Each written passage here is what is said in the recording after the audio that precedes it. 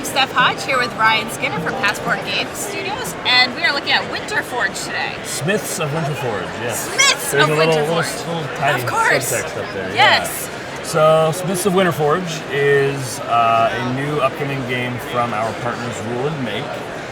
They are an Australian publisher who people may remember from handling Skyward for us last year, a little I Split You Choose game. They did Entropy. They've done a variety of other things. So awesome team.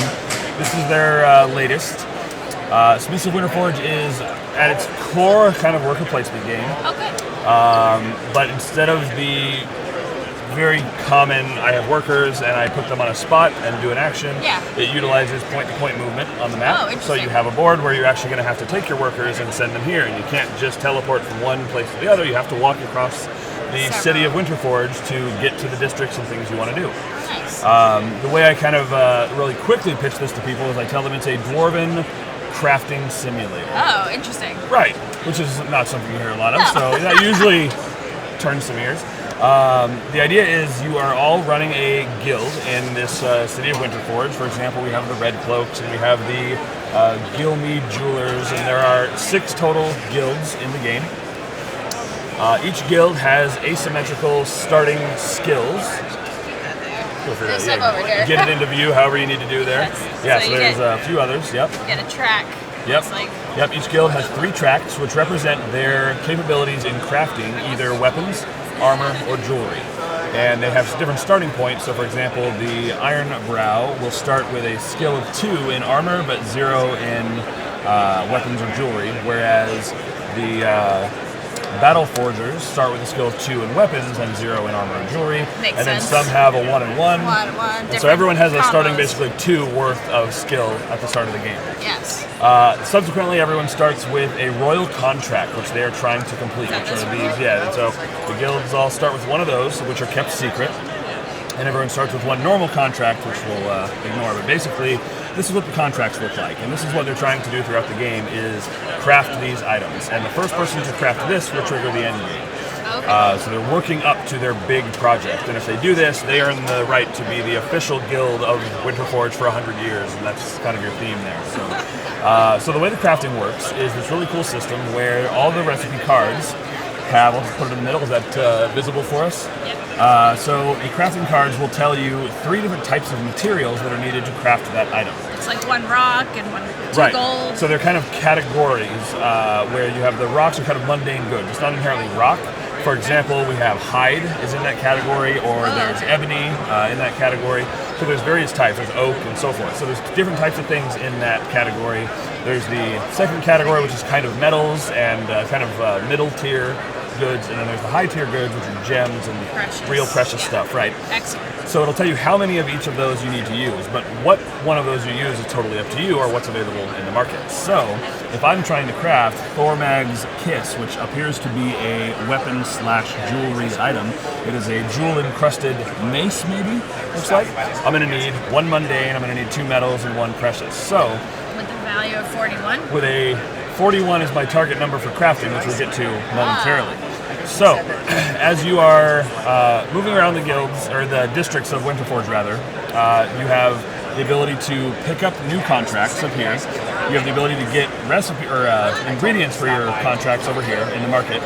To buy these, you'll need money, and you'll often have to come down here to the bank, which can give you a loan with a bit of interest to pay back by the end of the game, otherwise you lose some points. And there's also the tavern over here where you can hire extra help and bring them in to give you bonuses towards crafting or other abilities. Once you are ready to craft and you've acquired some materials and you're ready to forge this item, you take it to the forge district at the top of the board and you will lay it out in front of you, and you're going to take your materials. So say I picked up some hide, I'm going to tuck that right here, and then I picked up some silk and some silver. So they're not inherently all metals, for example, but they just, again, kind of second tier. To try and show yep, and then I was able to acquire a diamond, right? Look at that. So I now am going to have a diamond-encrusted mace made with some hide, some silk, and some silver. That is going to be a glorious dwarven weapon of war. And now it triggers the end of the game? That will not trigger it, no. This is how you start it. So you take it to the forge, you lay out your contract, and you apply whatever materials you want to make it out of. Okay. Once you've laid it out, you'll notice at the bottom of all the materials there is a color and a value. I do. That, you might notice, corresponds how about those dice to our there? dice. And now it's coming together. Oh, yes. So, I'm going to get a D4 for using the hide, because Makes it's sense. a lower tier material. These guys are both in the second tier, which gives me D6s, and then I get a D12 and a D4 and because it's for valuable. the diamond, because it's a diamond. Diamonds are makes the highest quality. So I would roll all these dice, Hope to get 41. and I'm trying to get 41. Now, as you might guess, on just these dice, 41 is going to be a challenge, but for the sake of demonstration, Oh, it's a 1? A 1 on my 12, of course. This is how it usually goes when I play this. That's how it goes for me. Yeah. So, I roll a 10, 11, 12, 13, 15. Okay, I didn't get anywhere close, right?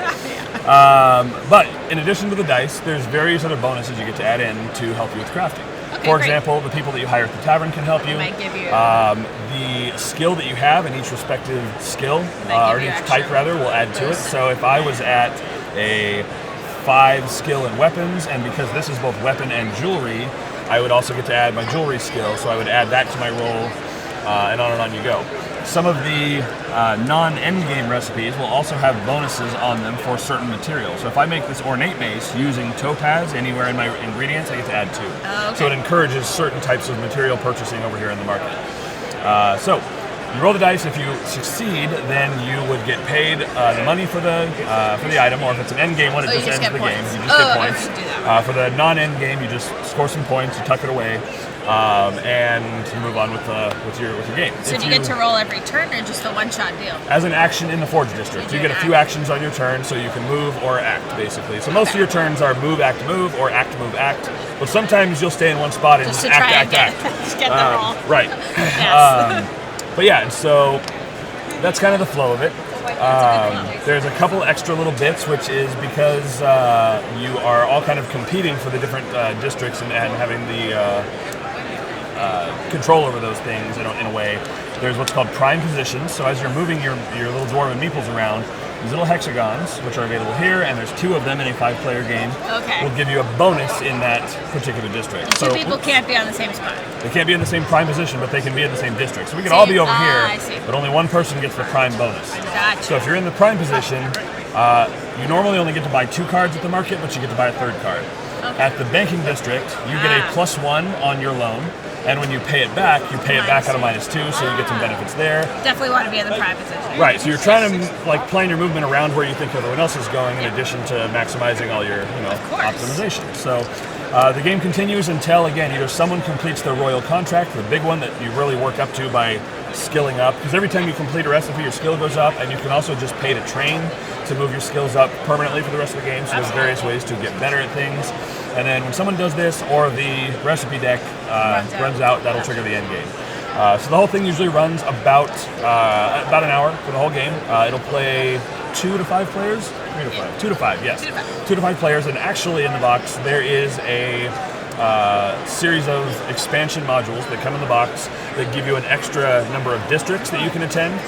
Which I won't go into detail here, but there's like So there's a whole lot of gameplay in this there's box. there's Thieves Guild and various other Yes. things that you can then move as if it's a guild hall. You can kind of move to that district, and then you can move anywhere.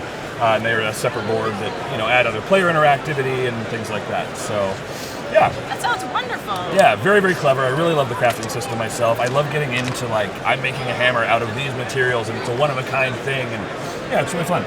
So this is, it's not out yet. We're pre-selling it here at Gen Con. pre-sale. Okay, so great. it's $60 retail price. It'll be in stores pretty soon. We're supposed to, I believe we actually just got it into our warehouses, so it should be hitting stores pretty quickly. Excellent. So yeah, so Look look for forward that, to too. this. We're very excited for it. Smiths So, of Winterforge with Yep. Ryan. Thank you so Thank much, you Ryan. very much. Yes, we got more.